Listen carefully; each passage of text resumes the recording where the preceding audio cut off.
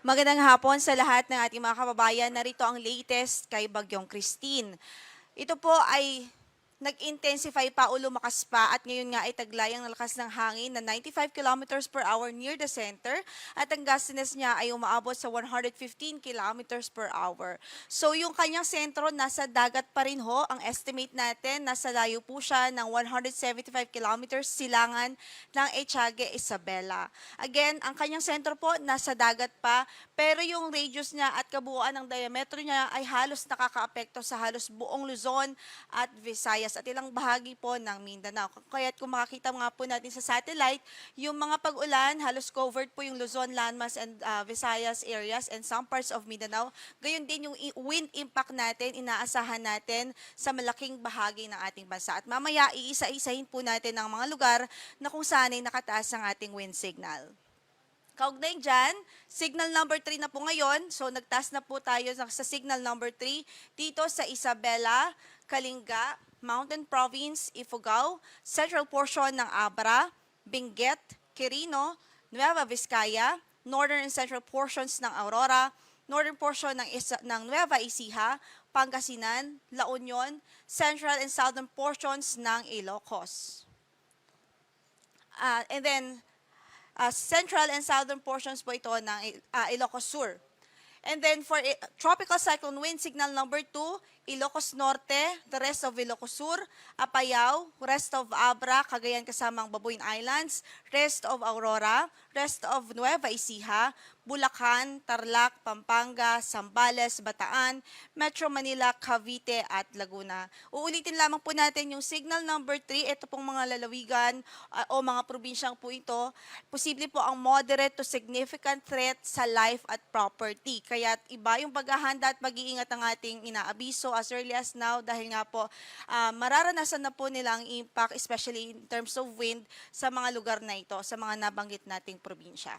Samantala, signal number 2 naman, dito nga po sa Ilocos Norte, rest of Ilocos Sur, Apayao, rest of Abra, Cagayan kasamang Bubuin Islands, rest of Aurora, rest of Nueva Ecija, Bulacan, Tarlac, Pampanga, Zambales, Bataan, Metro Manila, signal number 2 pa rin ho tayo, Cavite at maging sa Laguna.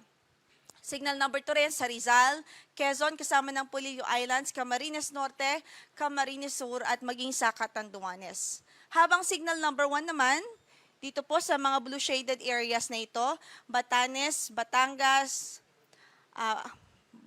Occidental, Mindoro kasama ng Lubang Islands, Oriental Mindoro, Marinduque, Romblon, Calamian Islands, Albay, Sorsogon, Masbate kasama ng Dicao at Burias Islands. Signal number 1 din ho sa Aklan, Capiz, Antique, including Caluya Islands, Iloilo, Guimaras, northern portion ng Negros Occidental, northern portions ng Negros Oriental, northern and central portions ng Cebu kasama ng Babuin Islands at Camotes Islands, Bohol, Eastern Samar, Northern Samar, Leyte, Biliran at maging sa Southern Leyte.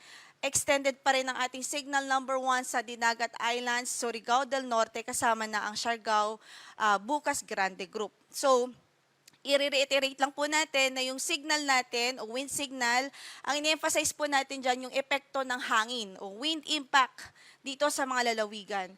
And then, pagdating naman sa mga ulan, meron din po tayong pinapalabas na advisory o weather advisory kung saan pinapakita po natin ang posibleng dami ng ulan na pwedeng ibuhos po nitong si Bagyong Christine.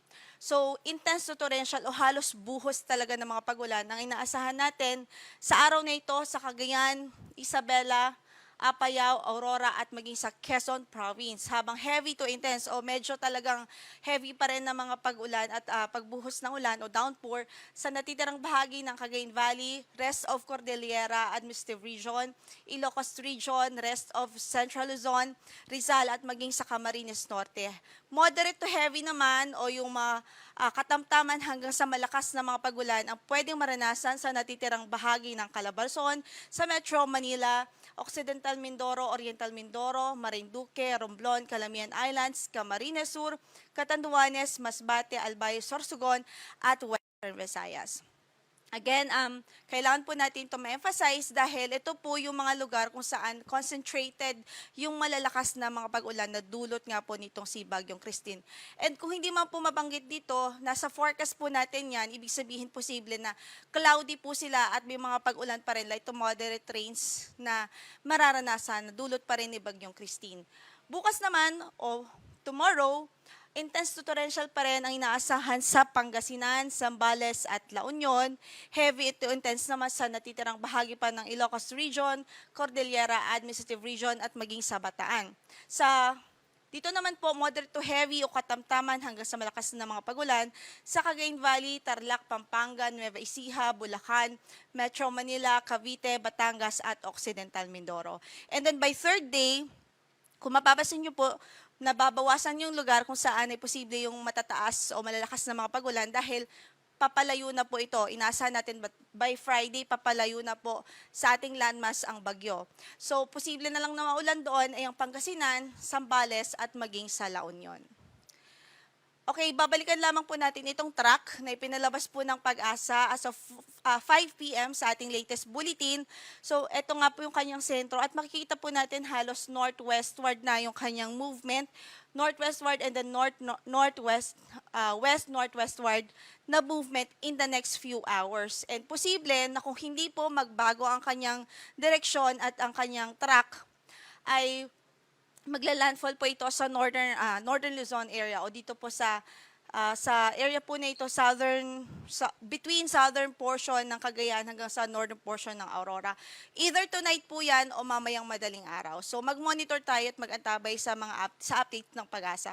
But kailangan pa rin nating ipaalala na kahit hindi pa po ito nagla-landfall, prior to landfall ay mararanasan na po yung radius ng bagyo nito at yung eye wall. Posibleng mauna na pong maranasan bago pa po yung sentro. So importante, by this time ay actually dapat earlier pa ay handa na po tayo at nakapag-prepare na po tayo. So sa ating forecast, magkukross po ito dito sa ating landmass, Luzon landmass, and maapektuhan nga po halos buong Luzon and some parts of Visayas, and then eventually mag-emerge sa karagatan po ng West Philippine Sea before exiting the Philippine Area of Responsibility. So kung hindi po magbago yung ating track, posible po that by Saturday early morning, nasa labas na po ito ng ating Area of Responsibility. Ito naman yung mga lugar kung saan posible pa rin ang mga gusty condition ng winds.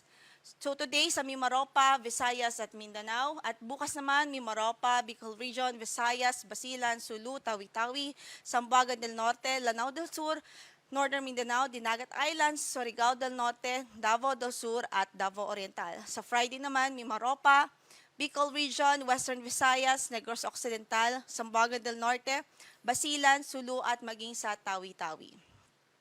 At lastly po yung ating gale warning, nakataas po yan halos sa buong Luzon, maliban nga po dito sa part na ito ng Palawan, and halos buong Visayas din, maliban sa Siquijor. Pero ito lang po yung concentrated, yung malalakas na o malalaking alon. Then the rest of the country, halos maalon pa rin naman ho ang karagatan. So ibig sabihin, delikado pa rin ho at hindi pa rin po ay na-advise na pumalaot sa halos buong kapuluan. And then yun nga, concentrated yung ating gale dito po sa red shaded portions na coastal areas. So far, yan po yung ating latest. Ang next bulletin po natin ay mamayang alas 8 ng gabi dahil 3 hourly na po tayo magpapalabas or mag-i-issue lalo na't paparating na o malapit na ang landfall nito sa bansa.